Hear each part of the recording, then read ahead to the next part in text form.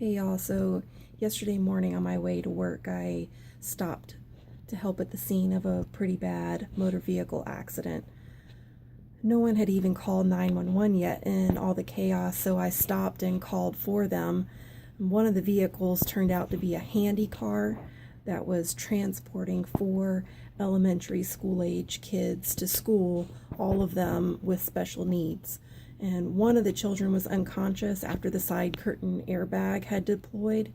Two of the kids were so frightened and they were crying for their parents, and then the fourth was conscious and he was crying, but he was completely nonverbal and he was slumped in his seat.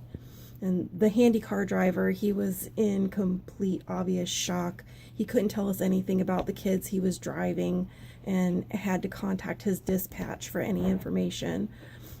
I climbed in the car and started trying to calm the kids down, telling them to look at all the helpers and assuring them that more help was on the way, and checking the vital signs of the other two kids on the side where the airbag had deployed. Help seemed so slow to arrive, and the first people there were Customs and Border Patrol officers. They took the two verbal and very scared kids out of the car, and another officer stabilized the neck of the unconscious child, and paramedics arrived a minute or two later after that.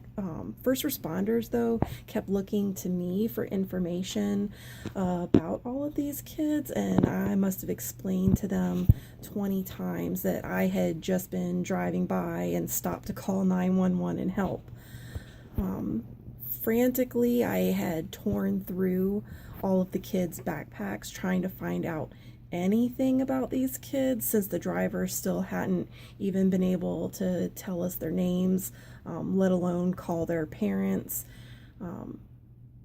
The one nonverbal child had his name embroidered on his backpack, and I had been able to get his attention and start trying to communicate with him once I knew his first name.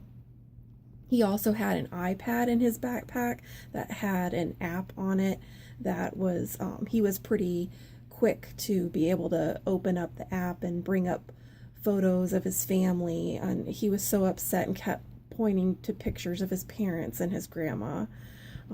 Unfortunately, the app didn't have any contact information for the family in it. By this point, they had extracted the child from the van that was unconscious, and then it was just me and little Henry. Every couple of minutes, someone would come and poke their head in the van, and till finally another ambulance arrived, and they were able to take his basic vitals. Using his app, I was able to ask him in front of one of the EMTs if any parts of his body were hurting, and he clearly pointed to the pictures of the head and shoulder, which made sense considering the airbag deployment. And I sat in that van for almost an hour with Henry. We had conversations about all the different vehicles driving by and the trains on the railroad tracks that were right behind us, and we talked about his family. We talked about different animals that were in his app, and I made him laugh making monkey sounds.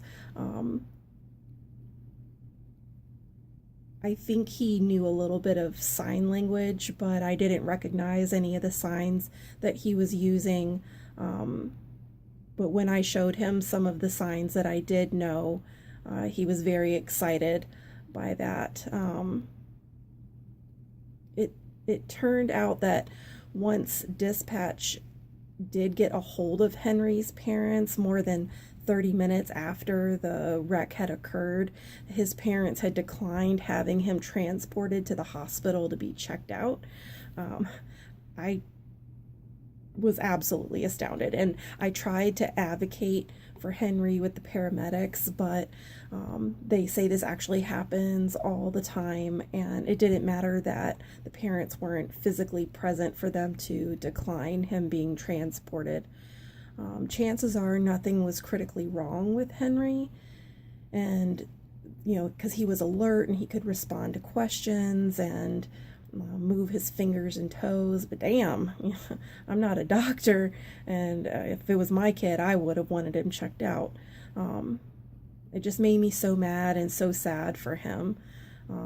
I also may have, chastised one of the handy car supervisors that came out to the scene, because they had allowed one of the other two kids to be riding in a booster seat, when to me he appeared that he was much smaller than the 40-pound legal minimum for a child to be riding in a booster seat. I mean, he was definitely smaller than my 5-year-old is, regardless of how old that kid was. Her only argument was these were all school-age kids, and that if that's what they were told he could ride in a booster seat, then there was nothing that she could do about that. I ended up recruiting one of the TUSD, that's our school district, the TUSD safety officers that had come on the scene to, work on their report and take photos or whatnot, to come and take my place sitting in the van with Henry so that he wouldn't be sitting all by himself, so that way I could head off to work. Henry, what a sweet kiddo. He gave me Nux before I left, and God, I hated leaving him, but there wasn't really anything else I could do for him at that point. And one thing I just want to say is, regardless of whether your kid has a developmental disorder or regardless of who is driving them, they should have some sort of ID taped to their car seat or in a backpack or a lunchbox, something. Some of the questions that the first responders kept asking me were, what were the kids' names? What were their normal mental and physical state? If I knew anything about their conditions, if I knew if they were taking any medications. Of course, I couldn't answer any of those questions, and there was no immediate way for anyone to contact a parent who could. I had read about a similar recommendation online last fall, and I made medical alert cards for my son. And after this experience, I really want everyone I know to please do the same. Please make a medical alert notification of some sort for your child.